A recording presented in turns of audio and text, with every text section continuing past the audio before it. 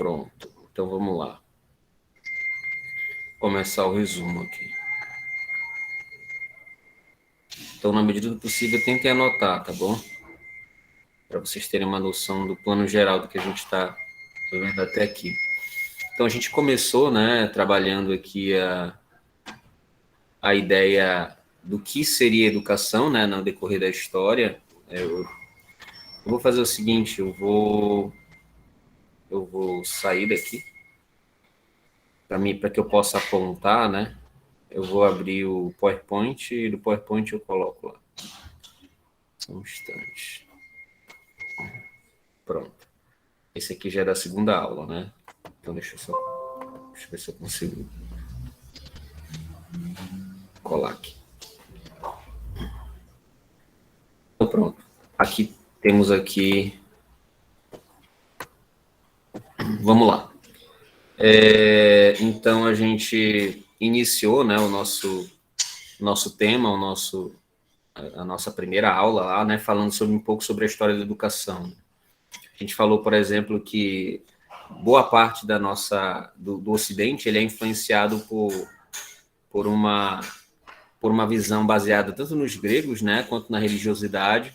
Por exemplo, se você for perceber os romanos, ali eles tinham uma grande... Eles tinham um império, né, que acabaram pegando esses povos aqui e subjugando eles, né, e aí você tem depois de Cristo já, né, um período em que foi institucionalizado a fé cristã, né, e aí teve digamos assim, como fruto, né, a Igreja Católica se desenvolveu, né, e aí, só que ainda um pouco como um fruto do Império Romano, e aí você teve toda os desenvolvimentos, né, educacionais referentes a isso. Por exemplo, você teve algumas instituições educacionais. Você teve aqui, por exemplo, o resgate dos gregos aqui, ó. Então, a filosofia de Platão, a filosofia de Aristóteles, todo esse conhecimento a respeito do mundo natural que eles tentavam descrever, os filósofos antigos, foi resgatado aqui, né? E aí, peraí, deixa eu só aceitar aqui alguém que pediu para entrar. Henrique e Mayra, sejam bem-vindos, tá? Bem-vindos.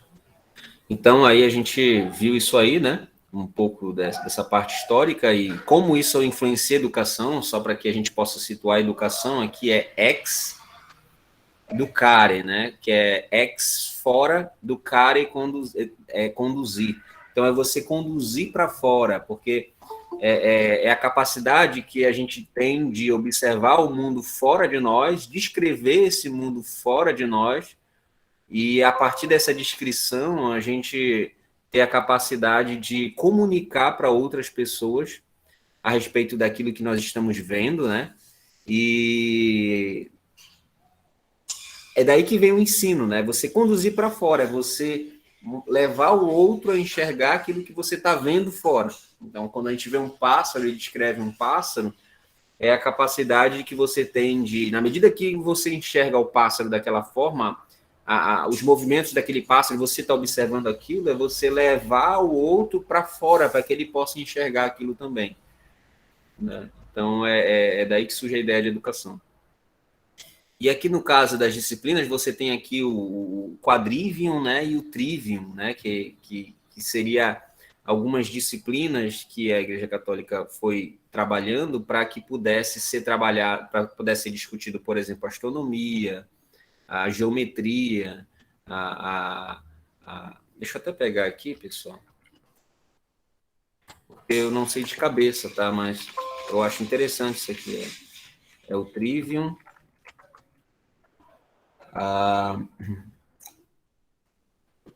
deixa eu ver se eu leio para vocês. É o trivium.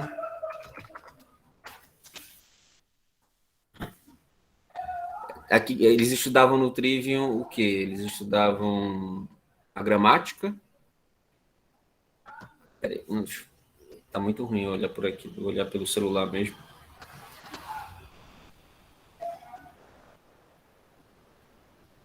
Só para a gente entender mais ou menos como é, porque isso é interessante porque foram as primeiras, digamos assim, disciplinas que a gente conhece a princípio, né? Então, você tinha aí o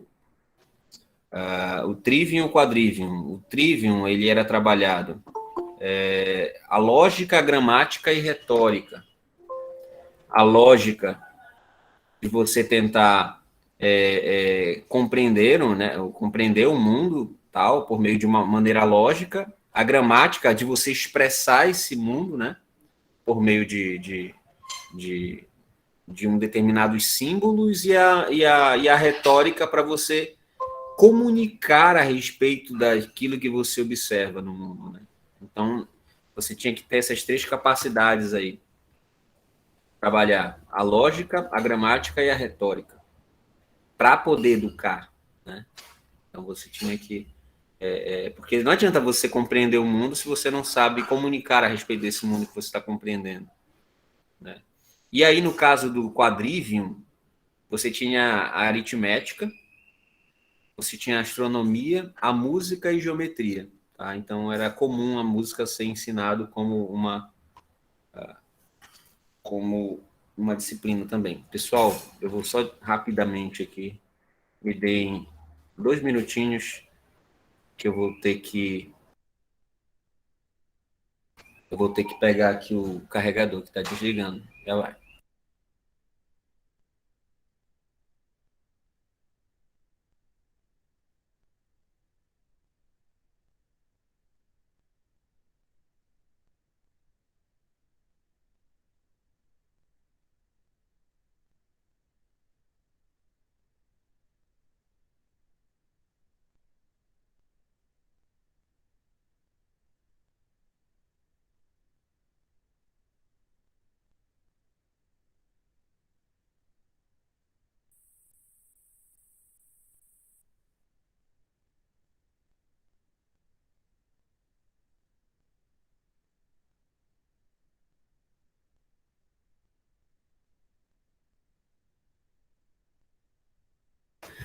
Pronto, pessoal, tá aí.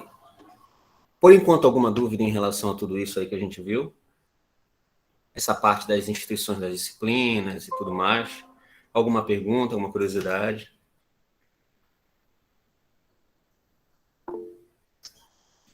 Pode falar. Alguém levantou a mão? Não? Tranquilo, então. Beleza. Então, aí depois a gente falou sobre a reforma protestante que estava acontecendo, né? E aí você teve grandes discussões ali, né? E essa reforma protestante foi realmente um grande ponto histórico na discussão, né? Entre os católicos da época e os protestantes. E todas as ideias que eram adotadas, por exemplo, pelo, pelo catolicismo, provavelmente, aí eu vou falar provavelmente, viu, pessoal? Isso aí é tema de pesquisa, por exemplo. A história de quem se gosta de história e tal. Por exemplo, uma das razões pelo qual, pelo menos a princípio, né, o Galileu Galilei, que influenciado pelo Copérnico, né, influenciado por outros, descrevia o modelo heliocêntrico e não foi bem aceito pelo catolicismo, é por causa da reforma protestante. Né, você tem ali... Vocês estão me ouvindo, pessoal? Estão me ouvindo aí? Sim, professor. Não, tá. É por causa da reforma protestante. E aqui, como eu falei, eu estou abrindo, porque isso aí é tema de estudo, né? Tema de pesquisa. E aí... Porque, por exemplo, se o Galileu Galilei ele está sendo contrário à perspectiva do Ptolomeu, né, que assumiu as ideias do Aristóteles, que assumiu o modelo geocêntrico. Então, se você contrariasse qualquer coisa, pelo menos naquele momento, né, que contrariasse isso, era como se você, de alguma forma, estivesse enfraquecendo ainda mais a percepção da Igreja Católica referente ao novo modelo que estava surgindo protestante ali. Então, qualquer tentativa de questionamento era colocado talvez como escanteio. Eu não sei se talvez no momento em que não digamos que um hipotético que não tivesse acontecendo a reforma, talvez o Galileu Galilei tivesse sido um pouco mais aceito, não sei, é uma possibilidade, né? E aí depois você tem aqui o Tycho Brahe, né, que vai trabalhar o modelo geocêntrico, ele era aqui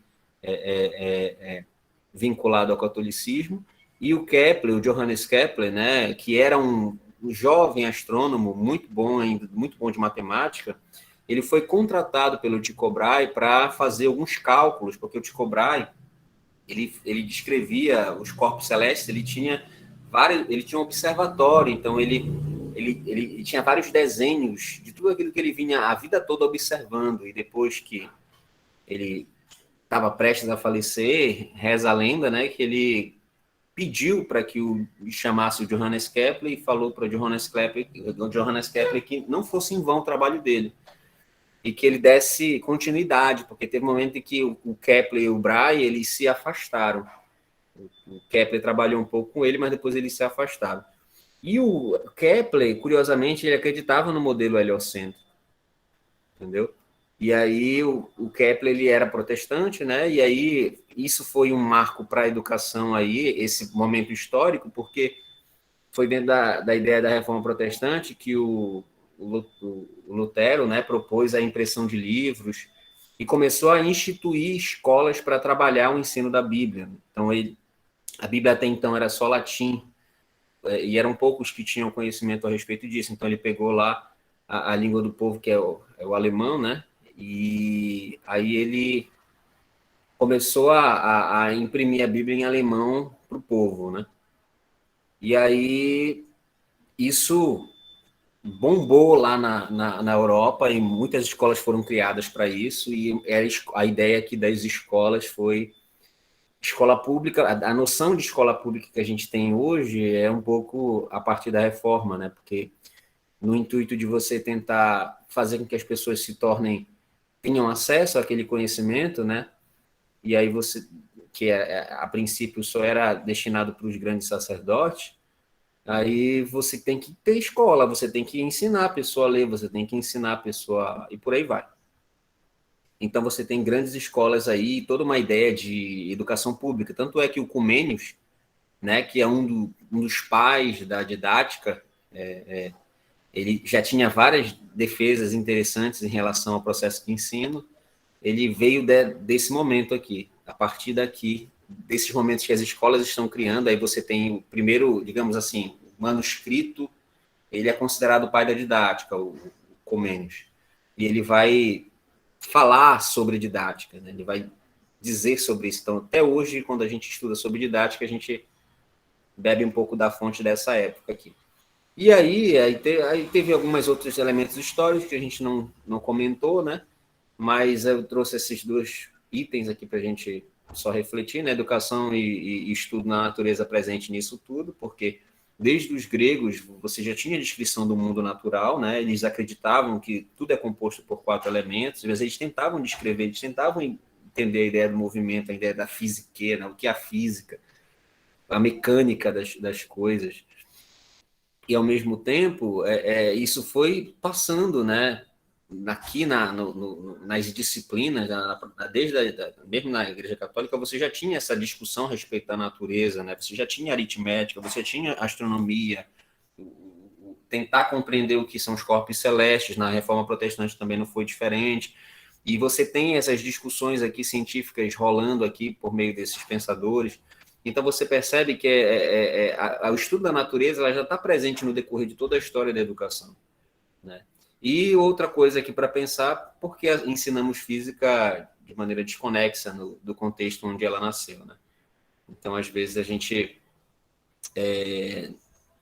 vai trabalhar física e a gente não discute com os alunos aspectos históricos, aspectos os mais variados, né? Relacionados ao conhecimento do mundo natural. E de como foi passando, né, essa mentalidade a respeito do mundo natural, as descrições a respeito do mundo natural, desde os filósofos antigos até os dias atuais. Então, às vezes, a gente passa despercebido. A gente só coloca a equação ali, a gente só coloca uma frase do conceito para pressão, né? Pressão é o módulo da força dividido pela área, e fica por isso mesmo, mas às vezes a gente não discute filosoficamente, historicamente, aonde, como aquele conhecimento ele tem sido construído. Essa foi a nossa primeira aula, né? Lá. Em relação a ela, alguma dúvida, algum questionamento, alguma pergunta, pessoal? A esse processo da história da educação? Algo a acrescentar?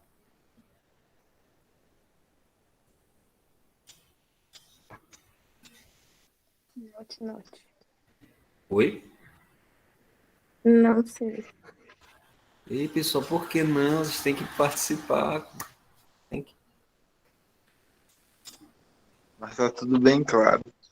Mas aí então dá uma sujada aí, suja. Professor, é que o senhor explica muito bem, aí não dá nem pra gente ter dúvida, olha. Não, essa aí é desculpa furada, não tem dúvida. Gera dúvida em si mesmo. Tô dizendo. Mas assim, pessoal. O Sócrates agora. Pois é, o Sócrates. Falar nisso no Sócrates, o Sócrates é uma metodologia que a gente pode usar na educação, né? Sócrates, ele era aquele que fazia perguntas, né?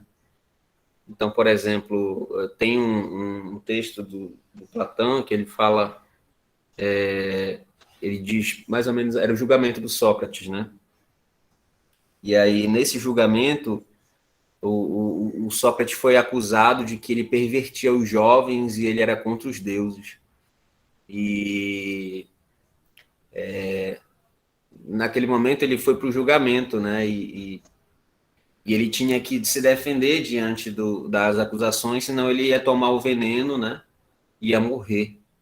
E aí o Sócrates chegou e falou assim, que ele começou a contar a história de que ele foi com me esqueci agora, um oráculo e tal, um deus lá, e ele perguntou para esse ser, mais ou menos assim, quem era o mais sábio, né, de todas as pessoas. E aí esse ser tinha falado que era o Sócrates. E ele ficou pasmo porque ele não se achava o mais sábio. Então, que absurdo é esse que ele era o homem mais sábio de todos aqueles? Aí ele começou a passar por um processo de investigação. Ele foi atrás dos poetas e aí ele perguntava assim a respeito das poesias deles, né? E aí os poetas diziam todas as sabedoria relacionada à poesia que eles faziam, conseguiam explicar tudo, por quê, né? Olha, nós fazemos isso, por aquilo. Aí ele, interessante. E aí ele ia com os políticos, e os políticos também, eles tinham toda uma forma, né, de explicar a situação, o porquê das coisas. Eles tinham uma sabedoria muito grande, eles expressavam aquilo, né? E aí o Sócrates fala que ele entendeu. E aí, assim, ele vai, cada classe, né, que tinha na Grécia, cada grupo ali, os artesãos, ele vai com vários grupos e depois ele percebe que realmente ele era o homem mais sábio. Porque ele era o mais sábio, porque ele reconhecia que ele não sabia de tanta coisa assim, quanto os outros achavam que sabiam. Os outros explicavam tudo a partir das suas perspectivas, né, de trabalho, de função, o quão sábio eles eram. E o Sócrates entendia que ele era incapaz, que ele não tinha toda essa capacidade, essa sabedoria de explicar tudo, e aí, por isso, ele não era, realmente o oráculo estava certo, ele não era, ele era o mais sábio porque ele, na sua não sabedoria, reconhecia que ele não era sábio. E os outros, na sua altivez, achavam que eram sábios. Então, ele, por conta disso, era o mais sábio. E aí ele começa a indagar, né, e tal, perguntar. Então é um pouco da metodologia do Sócrates, de a gente tentar, por meio de perguntas e não respostas, fazer com que o estudante chegue a algumas respostas. Não dar as respostas prontas, mas indagar, porque se tem uma disciplina que nos obriga a ser humildes. Se tem uma profissão que nos obriga a ser humildes, é a de física. Primeiro que a gente não ganha muito, né? Segundo que a gente,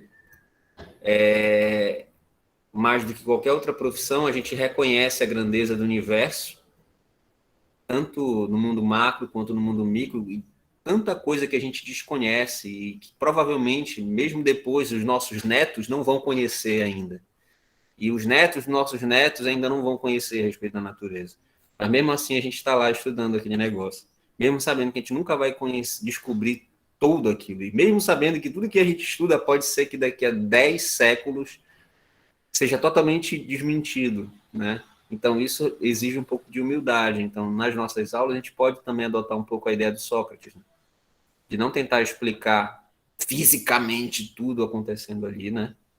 Mas de fazer com que ele pense que a física, ela também se auto-questiona, né? Ela também se auto-muda. Antes o modelo era geocêntrico, depois o modelo... e se tinha certeza disso. E os maiores físicos da época acreditavam nisso. Depois o modelo se tornou heliocêntrico. Antes você tinha a ideia do tempo como uma variável absoluta. E você tinha vários físicos extremamente competentes, os maiores físicos da época, acreditando nisso, né? E aí você tem um camarada ali que ninguém dava nada a princípio, que era o Albert Einstein, e propôs algo diferente. E acabou acontecendo de que ele descreveu com mais profundidade determinadas situações, né? Porque até então, não sei se vocês sabem, até então, antes do Einstein, se achava que tinha o éter, né? Você tinha o éter. E todos os físicos da época estavam tentando descrever a respeito do éter, estavam tentando responder ao problema do éter, porque tinha gente que achava que o éter funcionava de um jeito quando, por exemplo, o planeta gira, né? Quando o planeta gira, vamos dizer que a lateral desse celular aqui todo é a superfície do planeta. Então, ao redor desse planeta, você tem os movimentos dos objetos, do ar, né, que seria o éter, como se fosse um negócio invisível que ninguém enxerga. Então, também o éter estaria fazendo esse movimento, né, de rastejando por entre a superfície. Então, está aqui a superfície, então é claro que, digamos que tem ar, minha mão seja ar. Quando o celular faz isso aqui, o éter deveria fazer esse movimento, né, como se fosse fazendo um movimento por conta do giro da Terra. Tinha outros que falavam que o éter fazia outro tipo de movimento, e por aí vai. Então, você tem várias explicações para o éter, e eles não conseguiam responder qual era a explicação mais correta, fazer um experimento, e aí um matemático, o Henri Poincaré, ele escreveu vários livros para tentar colocar, sistematizar todas essas perguntas, né? Ele pegava tudo que os cientistas respondiam e sistematizava num livro. E aí ele mostrava qual era a dúvida que os cientistas tinham na época. Aí o Einstein, ainda novo, ele lia, né, esses livros do Henri Poincaré, que era... O Henri Poincaré era como se fosse o Einstein depois, né? Ele era o célebre, todo mundo respeitava ele. E aí o Einstein acabou tentando pensar numa outra perspectiva, né? Tentando assumir a luz como um valor padrão e o que aconteceria a partir de então. Aí você teria a relatividade dessas outras variáveis que até então se tinha como não variável, que não variava. E aí ele consegue explicar sem a necessidade do éter a natureza. E aí as coisas foram dando certo, as coisas foram se mostrando nos experimentos que era daquela forma e que de fato o éter, como se pensava, não existia, né? E aí depois você tem outras coisas que vão surgindo, por exemplo, como a matéria escura.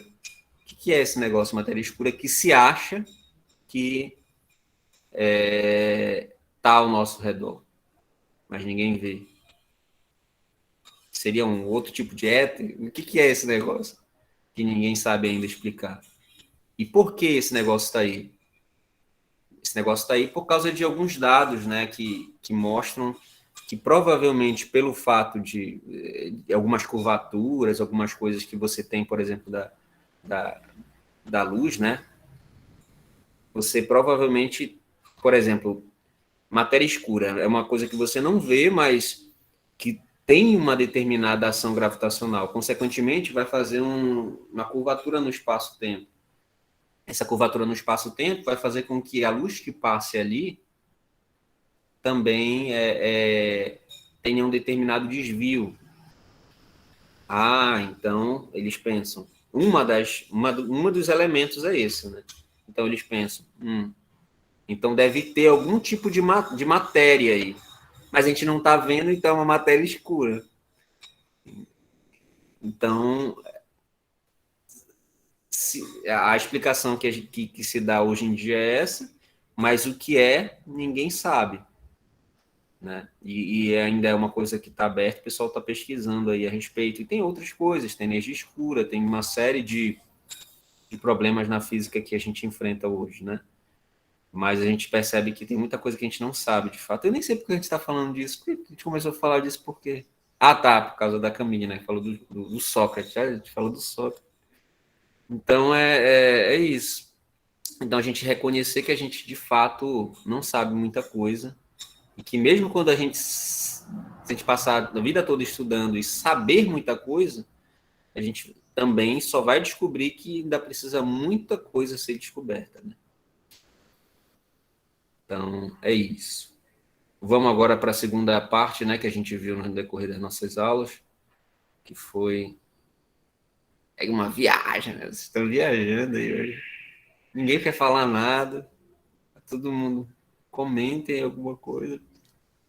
Uma viagem sensacional. Estou falando, não falando nada. Então, aí, na segunda parte aí que a gente viu, né, na segunda, terceira aula, a gente falou sobre legislação educacional, como é que a legislação ela se dá, né, no Brasil. A gente falou, em 1988, a Constituição, que vai trabalhar dos direitos fundamentais, né, os direitos e deveres dos cidadãos presentes aí, trabalha a ideia da democratização, que é o cidadão, e aí você tem isso aqui, né, educação para todos, né, e aí você tem o ECA, em 1990, a instituição dele, que é o Estatuto da Criança e do Adolescente, né, que vai trazer, daqui a pouco eu vou mostrar, a gente viu, né, daqui a pouco vai chegar lá. Aí você tem em 96, vê que aqui é tudo uma linha do tempo, tá? Em 88, 90, 96, Lei de Diretrizes e Bases da Educação Nacional. E aí depois você tem aí o PNE, né, de 2001 e venceu em 2010, que é o Plano Nacional de Educação, que já foi substituído. E você tem aqui as Diretrizes Curriculares Nacionais da Educação Básica, os DCNs, instituindo em 2010, e o novo Plano Nacional de Educação, aí, que vai em vigor até 2024, e depois de 2024 a gente vai ter que procurar um outro plano, né? Então, aqui um pequeno resumo do papel de cada uma dessas normativas, né? Então, veja que é uma normativa nacional, digamos assim, a base de todas, tudo que vier precisa estar de acordo com a Constituição Federal, né? Então, educação, direitos de todos e dever do Estado e da família. Então, é dever do Estado, de alguma forma, suprir um pouco a questão da educação e da família também. Os pais têm que mandar as crianças para a escola, de alguma forma. Hoje em dia tem a discussão aí do homeschooling, né? O pessoal está brigando para, de alguma forma, tentar tornar viável essa possibilidade aí de que aqueles que tiverem condição de educar nas suas próprias casas, regularizar isso para que eles consigam ter acesso aos materiais, os pais consigam ter porque assim, se regularizar as coisas, se isso se tornar lei, uma série de empresas, de professores, de pessoas vão tentar produzir materiais específicos para os pais atenderem seus filhos, entendeu? Então tá uma briga aí se o homeschooling vai ser ou não, eles estão tentando discutir. Mas a ideia é que a família tem um papel importantíssimo nesse processo de educação aí. Aqui a LDB, você tem aqui a Lei de Diretrizes e Bases, né? Ela vai regulamentar o sistema educacional público e privado. Então veja que aqui é os dois, tá? da educação básica ao superior, tá? Então, ela vai trabalhar, no caso, por exemplo, da UFPA, ela trabalha também, ela alcança. Os DCNs, né, que são as diretrizes curriculares nacionais, elas vão trabalhar o quê? Os princípios, fundamentos e procedimentos da educação básica. Então, se as LDBs vão trabalhar tanto a educação básica quanto superior, os DCNs vão focar na educação básica. E qual é o papel da DCN? Orientar as escolas na articulação, desenvolvimento e avaliações de suas propostas pedagógicas. Então, aqui está descrito lá nos DCNs o que se espera das avaliações, das propostas que forem trazidas a partir das escolas, entendeu? E aqui no Plano Nacional de Educação, né, que tinha um até 2010, depois foi substituído por um novo até 2024, ele vai estabelecer diretrizes, metas e estratégias que devem reger as iniciativas na área da educação. Tá? Então, a ideia aqui é sempre do futuro. É sempre a gente pensar, projetar daqui a tantos anos, o que a gente vai querer para a nossa educação. É claro que o Plano Nacional Educacional de Educação aqui, o recente, que ainda está em vigor, quando chegar em 2024, próximo de 2024, a gente vai ter uma avaliação para saber se a gente conseguiu cumprir esse Plano Nacional de Educação. E se a gente não conseguiu cumprir, por quê? E aí estabelecer um novo Plano Nacional de Educação, com novas metas a serem alcançadas, baseado nas normativas internacionais. Então, veja, gente, aqui são normativas nacionais. Só que as próprias normativas nacionais, elas também levam em conta alguns elementos das normativas internacionais. Por exemplo, você tem as competências básicas para o século XXI, que foi feito de maneira internacional. E, por exemplo, a BNCC, né, que é a Base Nacional Comum Curricular, que é mais atual, ela já toma como pressuposto aquilo que essas competências para o século XXI pedem de cada estudante, entendeu? Então, as normativas elas vão se atualizando de acordo com as novas tendências, né? Então é isso, esses são os papéis aí, né? E aí nós falamos sobre a Base Nacional Comum Curricular, base, né? Base está aí, ela não é teto, ela é base, ou seja, ela não é aquilo que a gente quer alcançar, é aquilo que todos são obrigados a, no mínimo, ter. Elas precisam partir disso aqui. Então, é positivo esse ponto? Esse ponto aqui de que você tem uma possibilidade de fazer com que todas as escolas elas tenham um mínimo para oferecer para os seus estudantes é interessante, porque aí você não vai ter as escolas funcionando de qualquer jeito. Você tem um mínimo de garantia de qualidade das instituições, porque você estabeleceu essa base, esse mínimo do que se espera do teu estudante, tanto do ensino fundamental, aí você vai ter a BNCC do ensino fundamental, quanto do ensino médio. Aí você tem a BNCC do ensino médio, que vocês têm baseado, por exemplo, o plano de aula, quando vocês fazem e tal. Que, inclusive, já é lei, né? Já está acontecendo, a gente só precisa se adequar, mas já está aí, né? E aí, como é que funciona, né? Esse planejamento da nossa atuação como profissional. A nossa atuação como profissional, ela demanda de todas essas normativas aqui, tá? Mais da normativa da BNCC.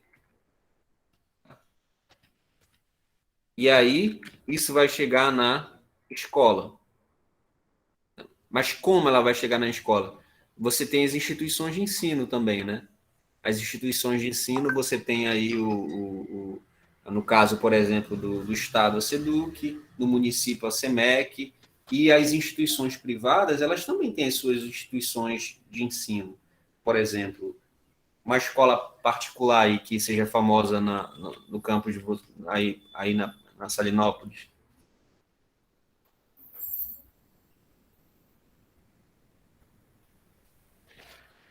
Acho que é o Abre, professor. O Abre? Isso. Então, o Abre, provavelmente, ele tem quem responde pela instituição Abre. Então, tem o pessoal ali que vai estar coordenando esse processo todo, indicando para os professores, para a coordenação, como eles devem adequar as aulas, os materiais dele e tudo mais. Tá? Então, a partir dessas noções das instituições de ensino, a escola vai receber isso. E, claro, dentro da escola também a gente viu, né, que tem os PPPs, por exemplo, no caso da universidade, no nosso campus aí, nós temos os PPCs, né? É isso, Ananda? É, né? Então, você tem esse projeto político pedagógico relacionado à instituição que você está. Tá? No caso das escolas, são os projetos políticos pedagógicos, e aí a gente já falou sobre isso, né? Os projetos políticos pedagógicos eles vão levar em conta não apenas o professor, mas toda a escola, os alunos, os pais dos alunos, os coordenadores, os secretários, principalmente os secretários, porque os secretários eles vão fazer todo o panorama a respeito da escola. Como é que está a escola? Como é que está o índice de reprovação? Como é que está a evasão escolar, que é a saída dos alunos no meio do semestre, né? Como é que está tudo isso? E aí, a partir dessa noção de como estava, por exemplo, no retrasado e como está ano passado, será que a gente tem melhorado? Como é que nesse ano nós precisamos fazer? Então, isso tudo faz parte do projeto político-pedagógico, né, da escola.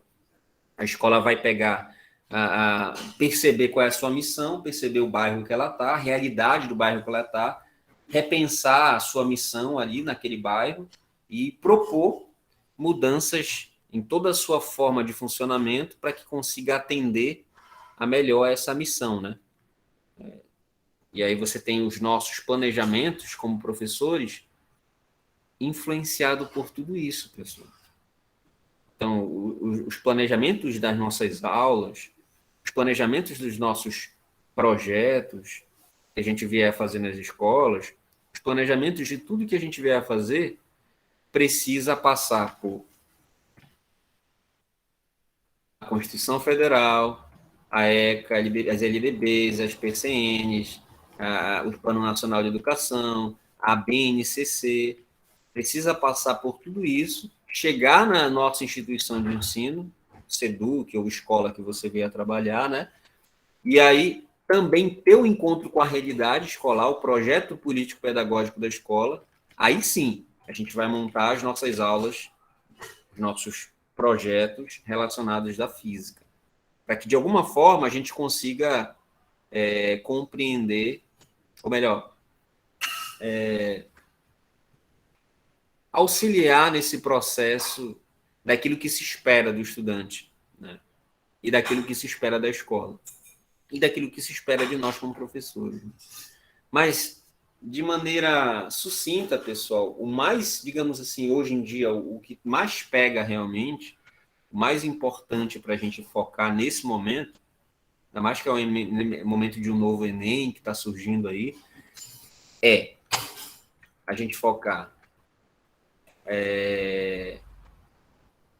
em planejar os nossos projetos e as nossas aulas a partir do que a escola e a instituição têm demandado da gente, e sempre de olho na BNCC.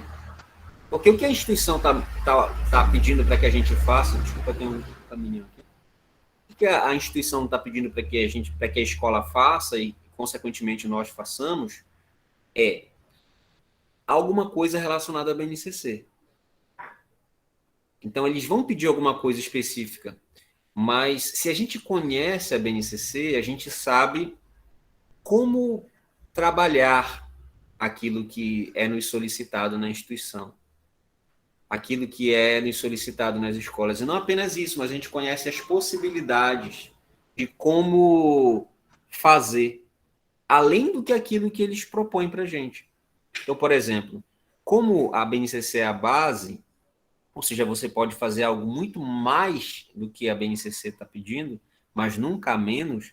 Então, quando a escola pede alguma coisa e a instituição pede alguma coisa para você relacionada à BNCC, E quando você tem uma visão geral da BNCC, você já sabe, digamos assim, aquilo que ela está pedindo, mais ou menos, você consegue desenvolver projetos, aulas, minicursos, uma série de coisas para o estudante que possibilite que ele vá além até do que aquilo que a escola pretende, de início, entendeu? Então,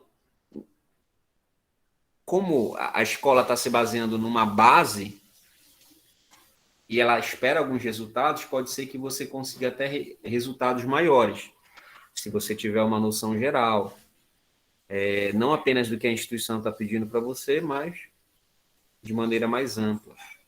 Você consegue propor projetos interessantes. E assim a gente finalizou essa segunda parte aí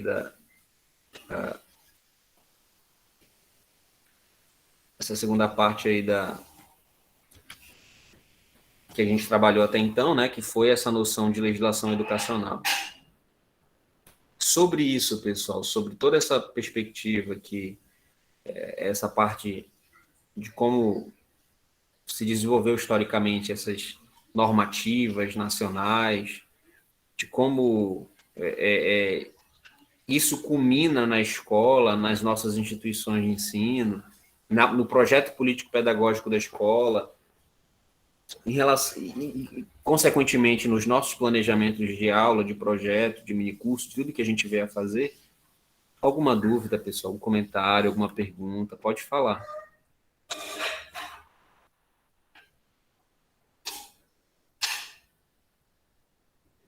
Nenhum.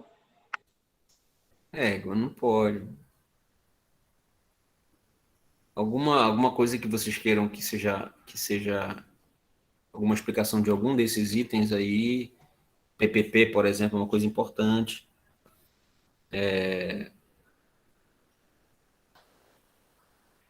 Do nosso planejamento, de como a gente planeja, a gente vai para o terceiro tópico, que é esse, né? A gente vai discutir sobre isso. Mas em relação a esse processo de legislação educacional, alguma dúvida, algum comentário, algum acréscimo, pode falar, pessoal.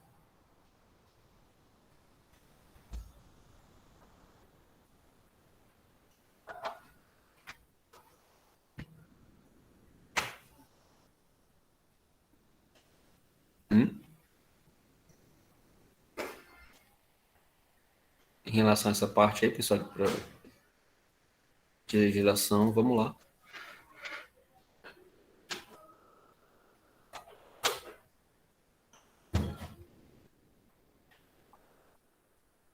Um de cada vez, pessoal, um de cada vez. Não estou conseguindo entender todo mundo falando ao mesmo tempo.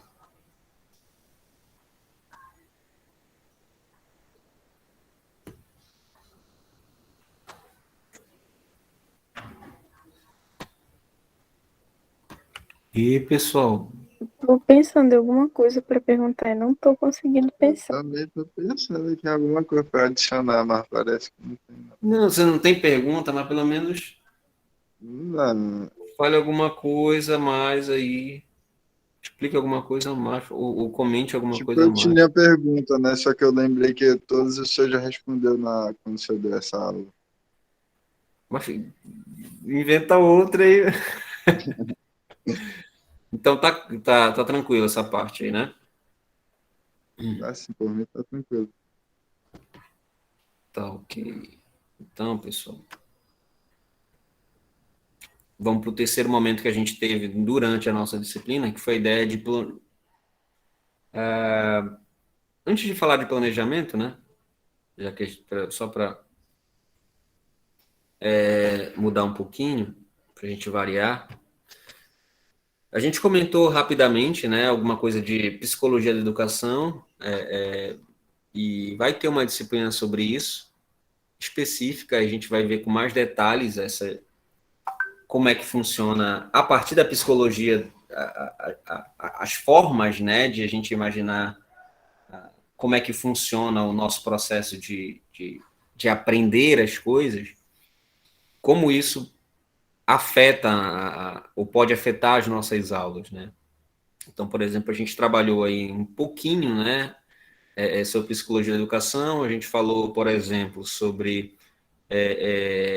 os behavioristas, né, falamos mais ou menos ali, vocês apresentaram rapidamente alguns trabalhos sobre isso, depois de behavioristas, os construtivistas, né, depois a gente foi caminhando e falando sobre os humanistas,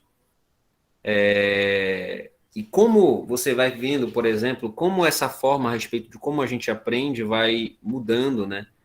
E, consequentemente, as nossas aulas, elas podem ser adaptadas de acordo com essas perspectivas. Por exemplo, se você aborda, por exemplo, a ideia do Skinner, você pode fazer uma aula um pouco mais, digamos assim, que por meio de estímulos te levem a determinadas aprendizagens da física, né? Então você pode usar esses estímulos para possibilitar a aprendizagem deles, ou você pode, por exemplo, lá nos humanistas, né? Você pode focar no estudante. A gente viu, inclusive, num documentário, né, sobre as escolas, que as escolas elas usam vários pressupostos, né? Várias metodologias. E tem metodologias que se encaixam mais em determinadas psicologias.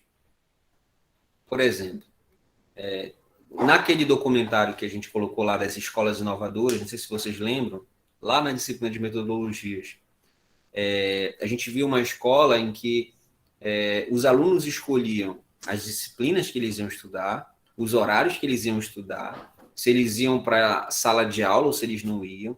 Então você percebia que aquela escola específica que estava sendo mostrada no momento do vídeo lá, essa escola ela é focada no estudante.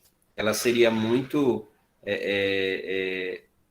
seria um pouco humanista, né? Nesse sentido de que o sujeito, aquele estudante, ele seria o foco da, da discussão. Não seria tanto do que você vai ensinar, mas o parte dele, né? Tal. E aí também a gente viu outras teorias aí. Aí também tem o George Kelly, né, ainda do humanista lá, mas que ele já é um pouco diferente, porque ele assume que existem outros conhecimentos, além do conhecimento do aluno. Que esses outros conhecimentos eles podem ser colocados à prova por esse aluno. Esse aluno pode experimentar esses conhecimentos, e à medida que ele experimenta, ele percebe que esses conhecimentos eles são confiáveis, e talvez mais confiáveis do que o próprio que ele tem. Então, esse aqui, ele abandona esses conhecimentos e aborda e pega agora os conhecimentos científicos, por exemplo. George Kelly, ele era físico, né? Então, mas ele dizia isso, né? Que é interessante que a gente se aproprie do conhecimento que ele já tem, mesmo que esse conhecimento que ele tem seja de, sei lá, de comum. Ele acha que a água é azul porque o céu é azul, ou então ele acha que, sei lá, ele vive num ambiente de água e que o que ele inspira é água. Sei lá, vamos dizer que um aluno pense dessa forma. A gente tem que considerar o que ele pensa, mas ao mesmo tempo a gente tem que apresentar de alguma forma uma perspectiva científica para que ele possa, na medida em que testa, na medida em que compreende que ele não vive na água, mas que na realidade existe moléculas de ar aqui, ele mude a percepção dele, né? E aí depois você tem o Ausubel, né? Você tem todos aqueles outros teóricos que foram trabalhando, né? Que também pegam um pouco disso. Então você vê que é um contexto histórico, um vai influenciando o outro, porque o Ausubel já vai dizer que você tem que se ancorar naquilo que o aluno imagina, naquilo que o aluno pensa, né? E a partir disso você traz o conhecimento novo. É como se fosse um degrau, você só pisa no outro degrau lá em cima se você antes pisar no do meio. Então, uma coisa ancora a outra. Você tem que pegar os conhecimentos prévios, né, que esse aluno tem e ancorados neles. Então, é interessante, por exemplo, numa aula de física, num minicurso que você vai fazer numa escola, segundo Ausubel, se a gente pegasse ele, era interessante que a gente fizesse, por exemplo, uma pesquisa de campo antes de fazer o nosso minicurso, para ver o que os alunos entendem da realidade deles, e aí sim, a partir do que eles imaginam, de como eles conhecem aquele conteúdo, a gente adapta o nosso conteúdo para partir disso e caminhar para o conteúdo que a gente quer formar neles, né? Então, aí tem outros, né? A gente viu também o Brunet, que trabalha a ideia do espiral, a noção de que você tem que ver o conhecimento científico sobre várias perspectivas. Por exemplo, você tem esse celular. Você está vendo esse celular pela frente. Eu estou vendo esse celular por trás. Mas eu estou vendo um celular, você está vendo um celular também. A gente está olhando o mesmo objeto, só que a gente está olhando sob perspectiva diferente. Você está encontrando, na sua perspectiva, determinadas situações, né, que eu não estou enxergando, mas eu também estou enxergando determinados detalhes dele que você não está enxergando. Então, a ideia do Brunet, Jerome Brunet, é que você faça caminhos, né, com espiral, ou seja, você observe um determinado objeto por vários ângulos. Então, por exemplo, você vai estudar um tema, sei lá, eletricidade, mas você não focar apenas na eletricidade a partir de uma forma. Você focar a eletricidade, por exemplo, a partir de materiais, de custo, matemática, ou olhar a eletricidade a partir da perspectiva histórica do Tales de Mileto, a ideia do processo de eletrização, quando o Tales de Mileto atritava o âmbar, né? Todo o desenvolvimento histórico daquilo. Ou você olhar sob uma outra perspectiva, né, a eletricidade, você falar da eletricidade a partir de experimentos, você mostrar experimentos. Ou você mostrar a eletricidade a partir de objetos práticos, você mostrar um carregador funcionando, o que está acontecendo, né? Então, é você observar um determinado tema sobre várias perspectivas. Isso ajuda a construir no aluno uma formação, digamos assim, integral, né? Porque ele consegue dar conta de responder ao mesmo tema sob diversas nuances. E aí também nós vimos aí a ideia do mais histórico, né, cultural, que já se diferenciaria bastante, na verdade, que é muito baseado no Vygotsky, né, muito baseado no Paulo Freire, muito baseado, até me esqueci o nome do outro, Luan, você deve saber, né, Luan? Que se baseou no Vygotsky lá. Eles tentam trabalhar a noção de que você não deve partir tanto do sujeito em si, mas você deve considerar que a maior influência é o processo histórico e relacional que ele tem, né? Então, a partir disso, você assume que o professor, por exemplo, ele tem uma atividade em que ele tem que possibilitar uma relação do aluno com os mais variados símbolos ao redor dele, né? Os mais variados conhecimentos ao redor dele. À medida que ele se relaciona com isso, ele consegue aprender, né? Então, ele vai trabalhar um pouco disso. É a partir disso que se utilizam o Vygotsky, por exemplo, né? E o Paulo Freire não é diferente, né? O Paulo Freire ele vai trabalhar a noção de que, por exemplo, na medida que ele vai falar com a alfabetização, ele vai utilizar determinados termos que estão presentes na própria cultura, no próprio ambiente daquele adulto, né? Que geralmente ele trabalhava com adulto na alfabetização.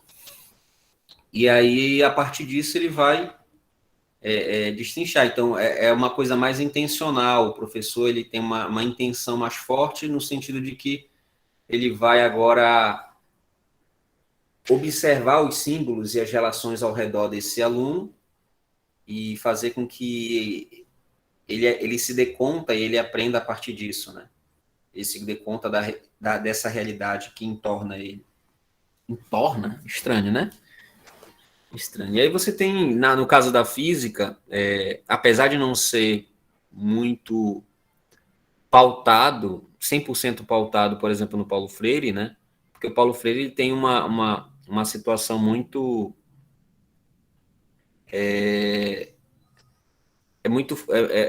tem um foco muito grande na ideia do oprimido e do opressor, né? Tanto que ele tem a pedagogia do oprimido.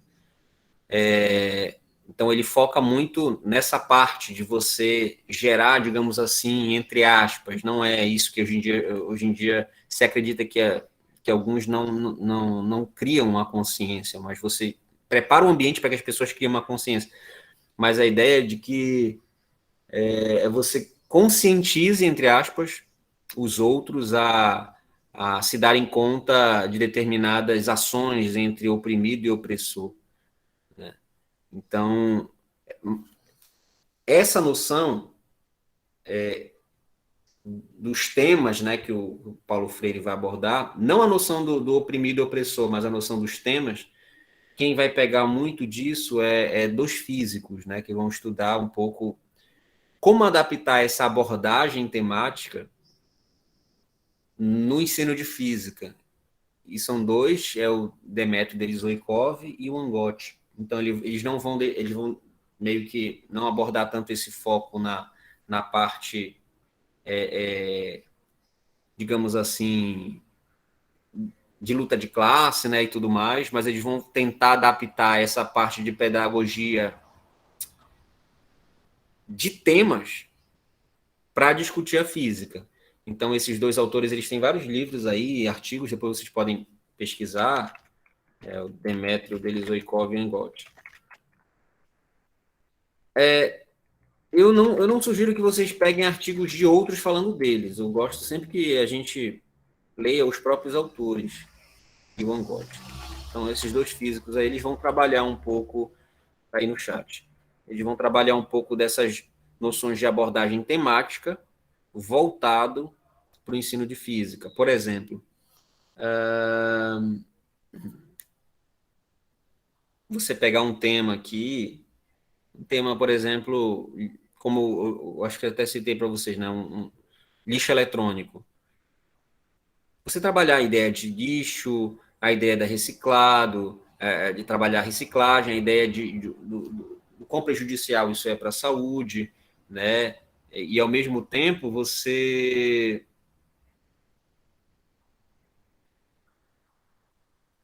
a partir desse tema, discutir a física. Então, aí você entra com a eletricidade básica, você entra com a eletrostática, você entra com a eletrodinâmica, você entra com todos esses conhecimentos aí. Então, mas veja que você saiu de um tema, né? Você, a partir daquele tema, você discutiu. Espera aí que teve alguém da turma de vocês falando aqui alguma coisa. Ah, tá. É o Caio. É tu, Caio, que caiu, foi? Enfim.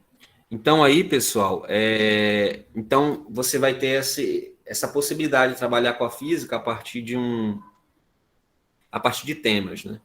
Então, a gente já não, no caso, nessa perspectiva aí, a gente partiria de um tema e depois dele, por exemplo, como eu falei para vocês, aquele tema do café, né? Por que não sair de um tema de produção de café?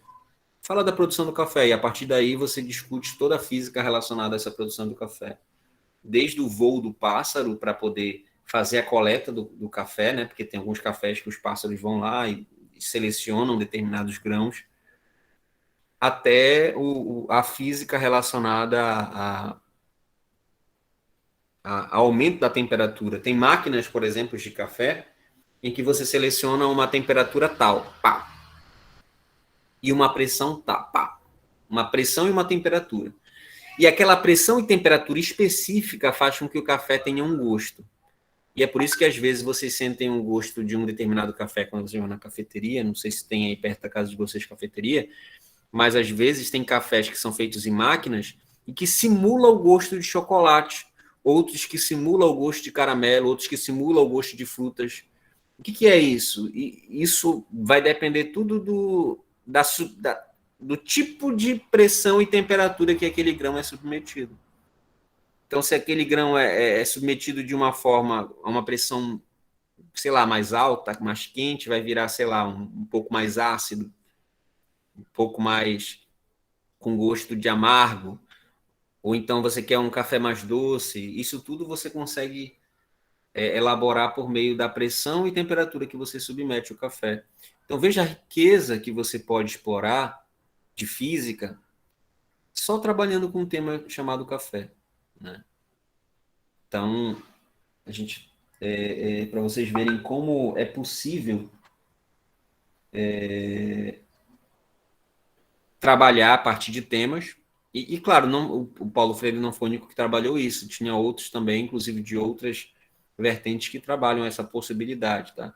Mas eu estou falando em relação a esses dois aí, o Demétrios e o Van Gogh, partem disso. E aí, além disso, a gente também falou sobre o outro, né, o professor Pierre, né, que é incrível como as escolas das psicologias elas vão se diferenciando entre si.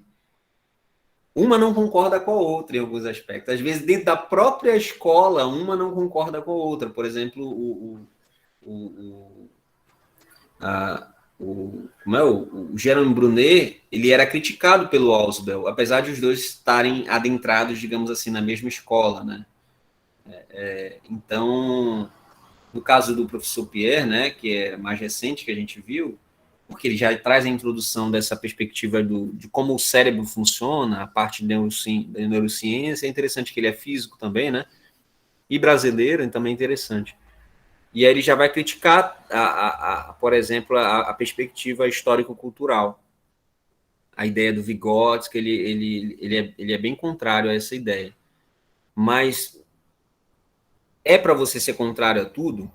Não. É para você estudar todas elas e, eventualmente, em uma aula que você estiver dando, pode ser que você ache que para aquela aula, para aquela habilidade que você quer desenvolver, seja interessante você partir de uma perspectiva mais, sei lá, baseada na psicologia do Skinner. Você quer, para desenvolver aquela determinada habilidade, talvez seja interessante você gerar uma coisa de repetição, repetição, repetição, para que ele possa aprender aquilo.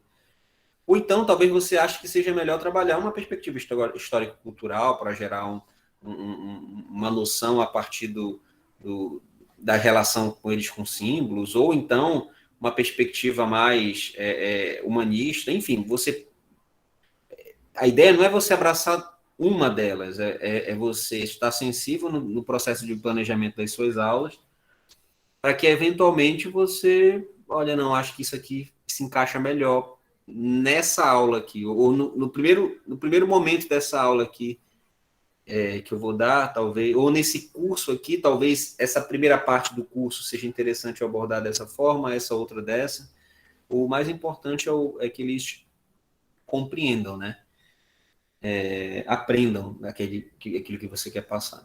E no caso desse Pierre, ele defendia essa noção de que o nosso cérebro, a ideia que é construída, né? É uma ideia muito de aquilo que você repete, aquilo que você, mais ou menos assim, aquilo que você revê, que você revisa, é uma forma de você repetir, né? Então você está dizendo para os seus neurônios que aquilo é importante, consequentemente, aquilo vai ficar guardado. Principalmente se você fazer isso no mesmo dia, um resumo, né? Se você não fazer, é como se você estivesse jogando no lixo, que ele fala. Não, é como se ele fala que é como se você estivesse colocando na descarga e desce tudo no sanitário e desce descarga. Não vale de nada se você, por exemplo, tem uma aula e você não revisa aquela aula depois. Não faz um resumo, nem que seja de 5 minutos. E aí, então já joguei muita coisa fora. Não sei se vocês também. Mas é isso que ele defendia e eu acho interessante algumas coisas, porque realmente algumas coisas fazem sentido, né? Quando você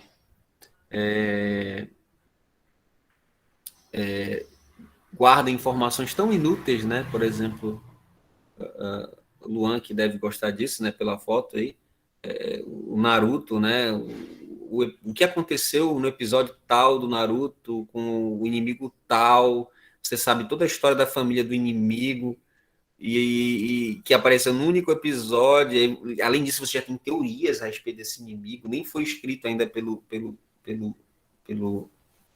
pelo cara do mangá lá, mas você já sabe possibilidades do que aquele inimigo pode ser, da família dele, então, e você lembra disso, né? E você consegue guardar essas informações. Por quê? Porque você está vendo e revendo aquilo, vendo num vídeo no YouTube, vendo no próprio anime, vendo, procurando um mangá. À medida que você vai fazendo isso, você está dizendo para o seu cérebro que realmente aquilo é importante, aí os neurônios vão ligar e aquilo vai ser guardado na sua memória. Diferentemente daquela aula de física, ou no caso aqui de politicização educacional, que a gente considera aquela aula chata, né? E aí aí não lembra mais, daqui a 2 anos não lembra mais.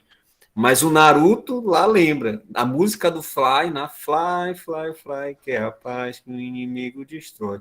Até hoje eu lembro de tanto ouvir aquela música quando eu era criança no comercial, né? Então, isso aí eu lembro, mas fazer equação diferencial dificilmente eu lembro. Então, são realidades que a gente passa, né? Por quê? Porque a gente não exercita, né?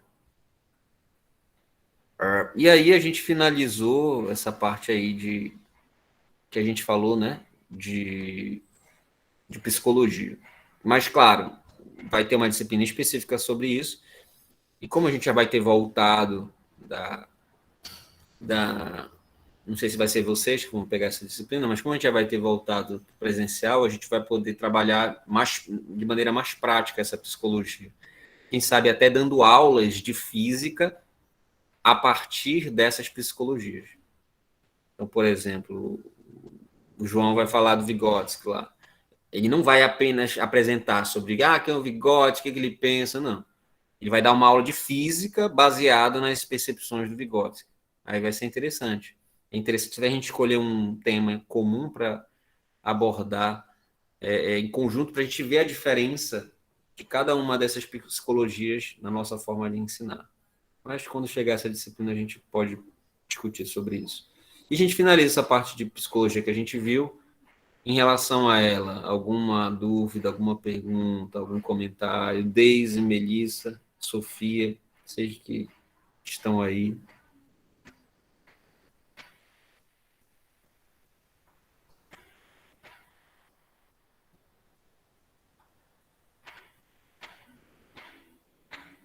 Nadinha.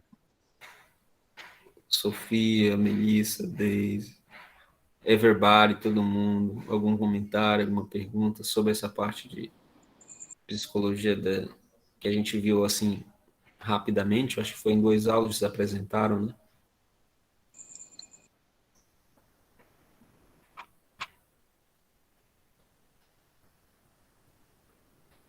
E aí, pessoal? Tá acreditando mesmo? E, professor, a nossa turma tem acompanhamento psicológico na UFPA? Camille, eu não sei te dizer, porque eu sou novo, né? Eu entrei agora. Possivelmente tem. Possivelmente. Sim, Tem, Ananda? temos. Como... Sim, Pronto, ó, Camille. A Ananda tá aí. Tem. tem que solicitar.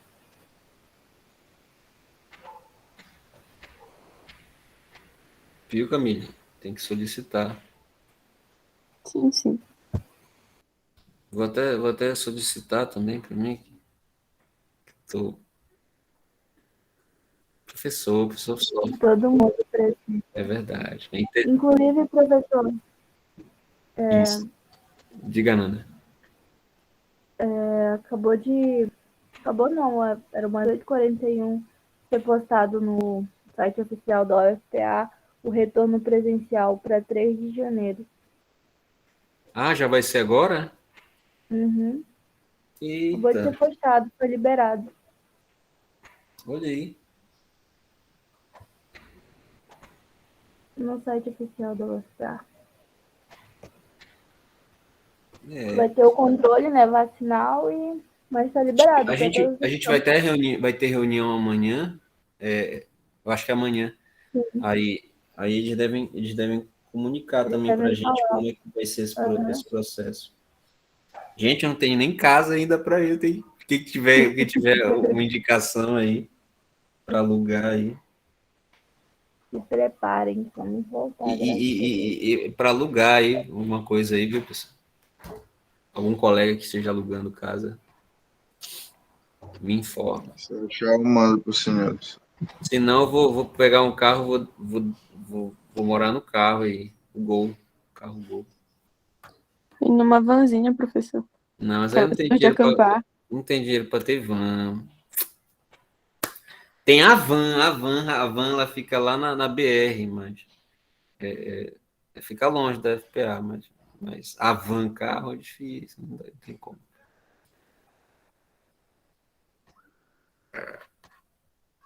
Nossa, que piada horrível. E É, agora a que eu van, né? entendi. Enfim, porque é o delay da internet. Como é que tu Era faz para ter com rido o antes. professor? Só que eu acho que só agora que chegou aí, deu delay aí. Mas enfim.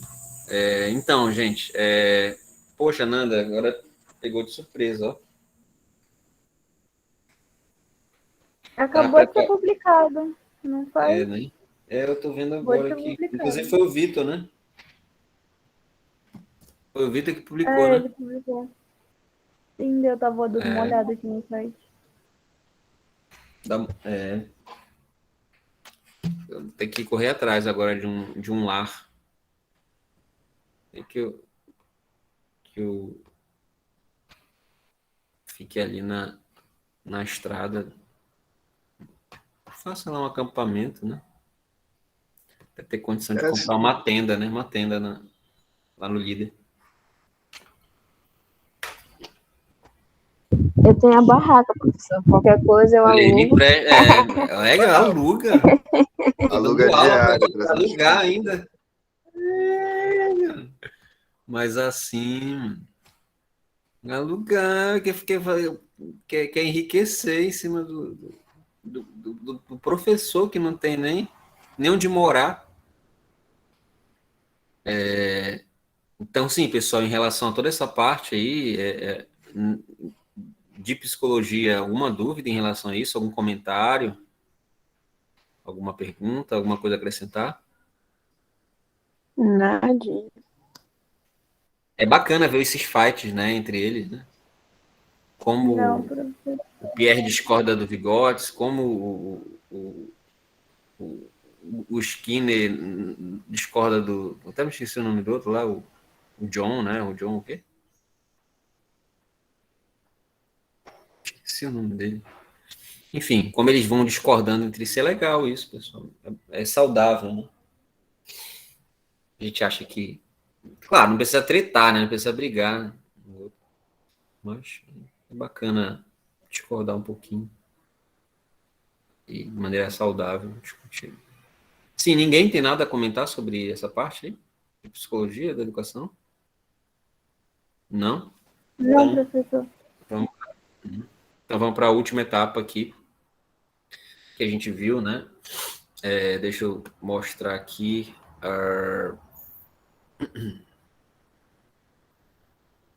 o planejamento.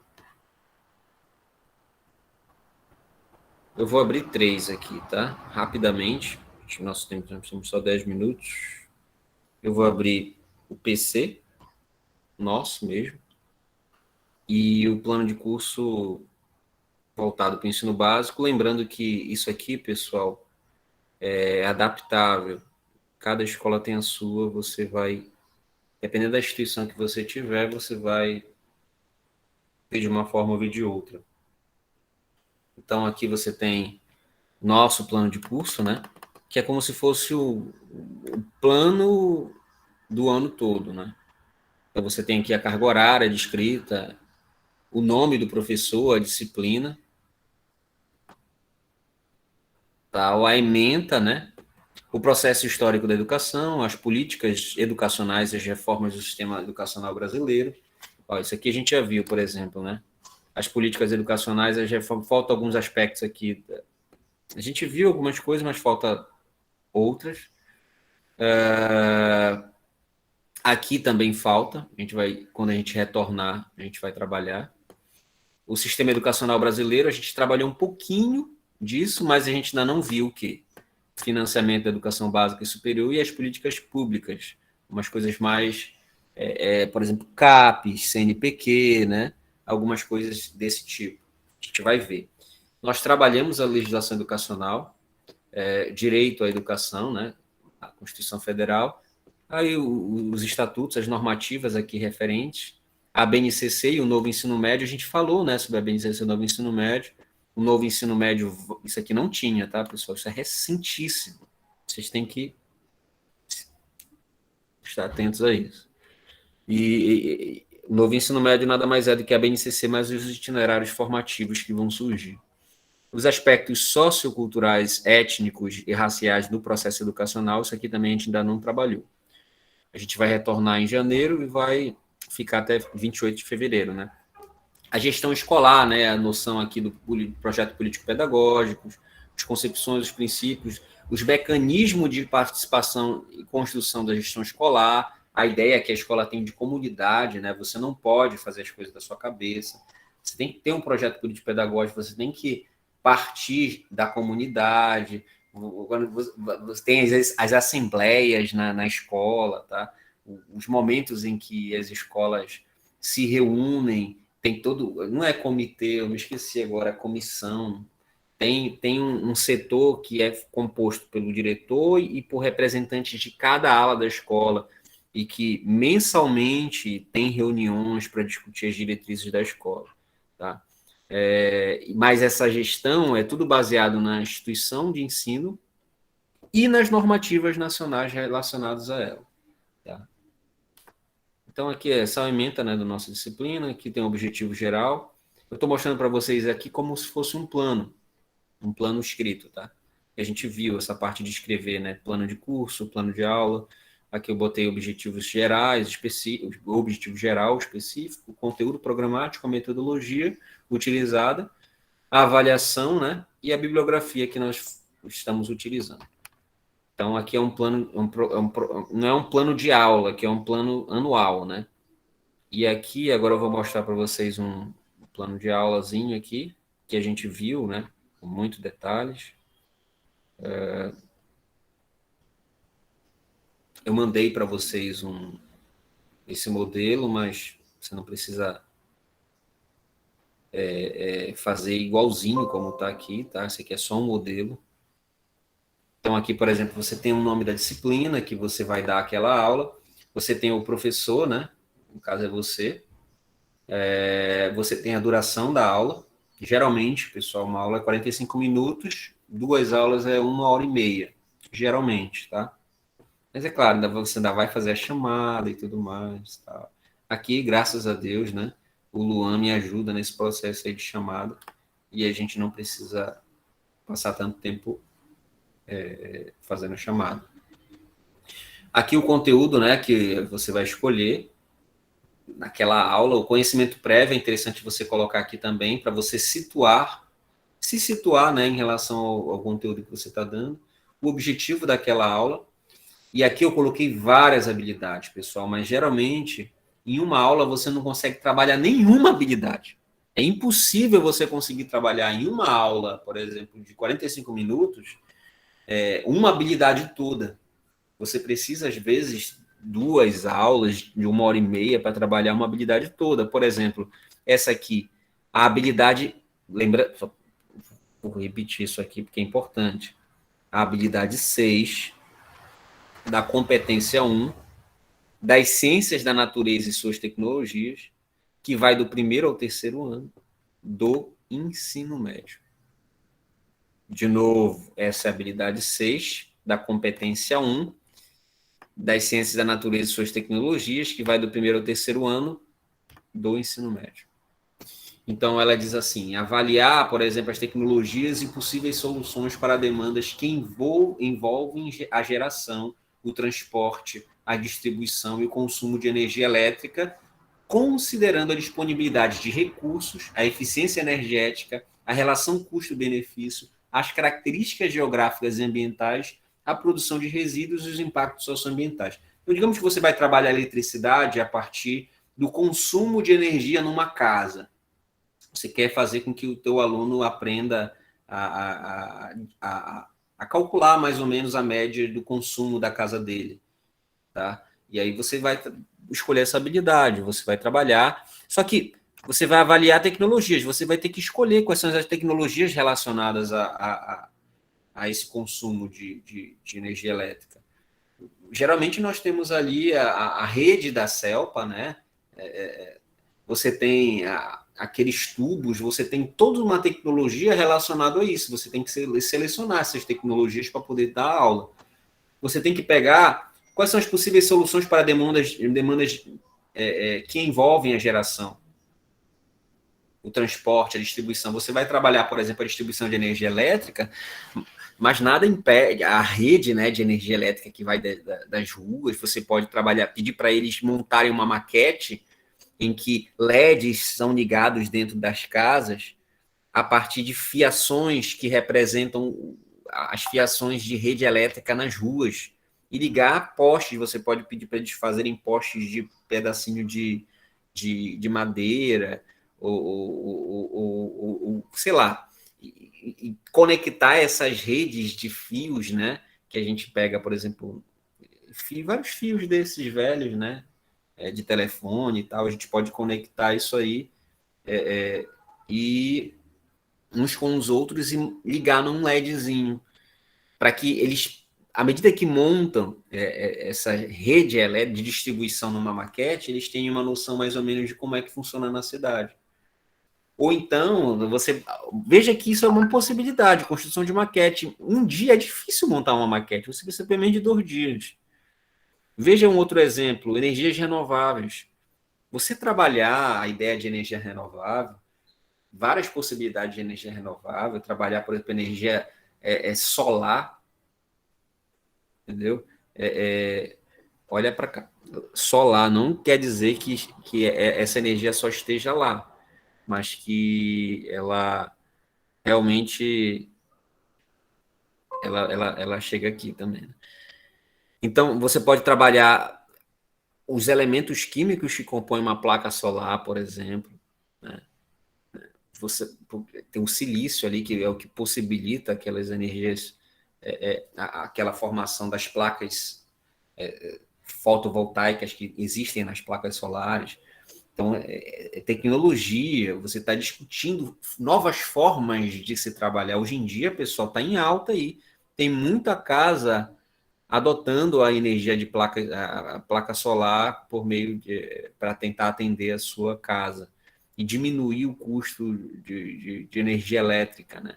Então, é uma possibilidade de trabalhar. Isso aí você precisaria para trabalhar as mais variadas formas de energia sustentável. Você precisaria de pelo menos 1h30, né? Então, você percebe que essa habilidade em uma aula não dá para você, mas você pode trabalhar 3 aulas, 4 aulas para trabalhar apenas essa habilidade. Ou, pessoal, você pode trabalhar 1 bimestre, 2 meses, apenas com essa habilidade. Aí o professor de química vai para outra habilidade. Por exemplo, a habilidade 5. Ele pode trabalhar a habilidade 5, mas da mesma competência que você está trabalhando. Você pode combinar com os professores de, num bimestre, trabalhar todinha a competência 1. Porque você sabe que só tem 3 competências específicas, né, para a nossa área. Então, vocês podem, num bimestre, trabalhar toda a competência 1. Você trabalha, sei lá, em 2 bimestres essa habilidade relacionada a essa competência 1, e outro professor trabalha outra. E aí, no próximo bimestre, você trabalhar uma outra habilidade, até que, no total, vocês consigam trabalhar todas as habilidades. Enfim, que é só para vocês terem noção, né? Então, eu coloquei várias habilidades, mas geralmente a gente vai trabalhar só com uma numa aula. Aqui os conhecimentos físicos abordados, né? E os recursos didáticos. É importante você colocar os recursos que você vai utilizar para aquela aula, tá? Isso é mais ou menos um plano de aula básico que a gente utiliza. Em relação a essa coisa de escrever plano de aula, escrever plano anual, escrever projetos, que a gente está escrevendo um projeto. Nesse nosso retorno, se for possível, a gente vai, na medida do possível, né? A gente vai tentar colocar em prática esse projeto que vocês têm aí. Esse projeto aí de transformar os ambientes, né, do aluno que existem na realidade dele, hospital, cozinha, levar para a escola. Isso vai ser muito interessante. Tomara que dê certo, né? Mas em relação à escrita de projeto, a escrita de plano de aula, a escrita de planejamento anual, alguma dúvida, pessoal? Alguma pergunta, algum comentário?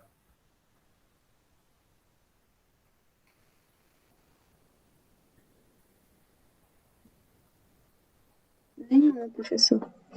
Eu estou até fingindo que o vídeo paralisou aqui. Peraí. Aqui, ó.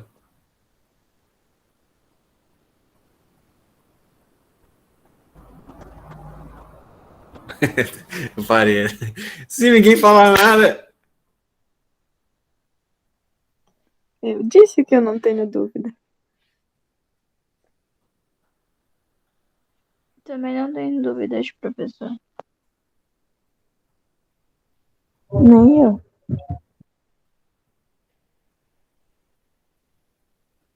Pronto. Ah, o senhor disse que queremos melhorar algumas coisas. Como assim, Caio?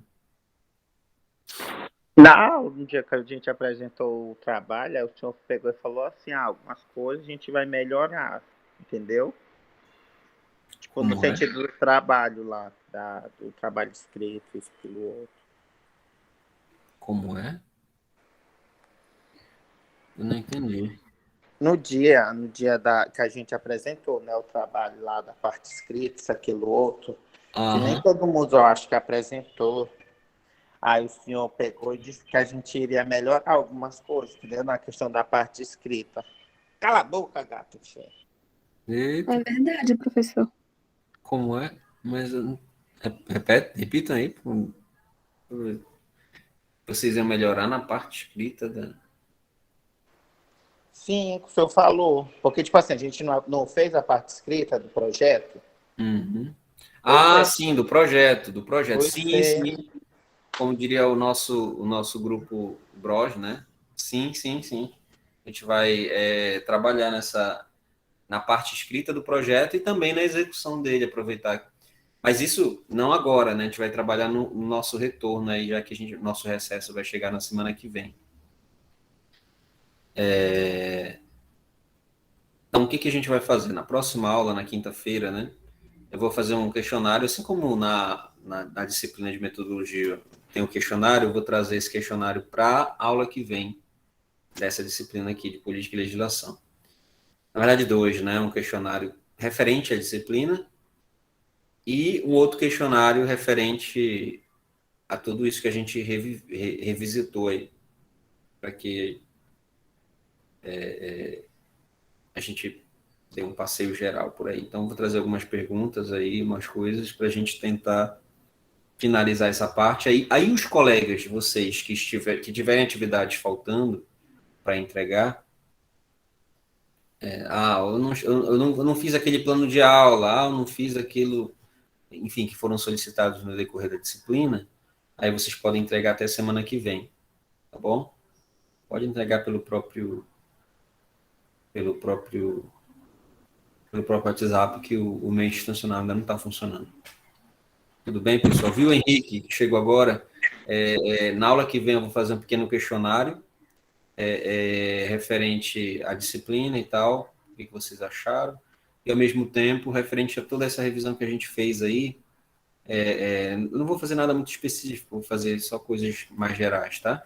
E aí também, se algum de vocês tiverem algumas atividades atrasadas, vocês podem entregar até semana que vem. No caso, oficialmente vai até quarta-feira, né?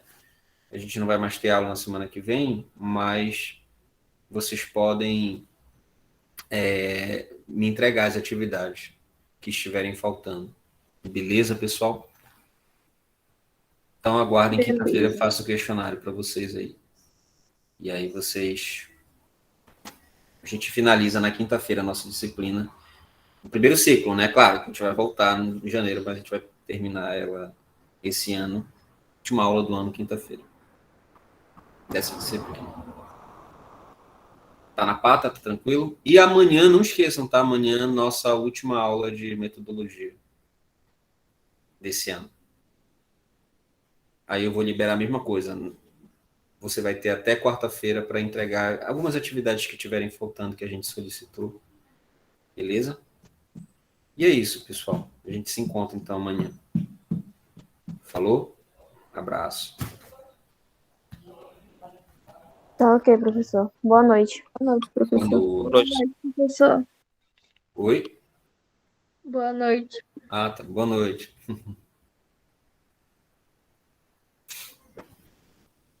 Boa noite, professor. Boa noite, Luan.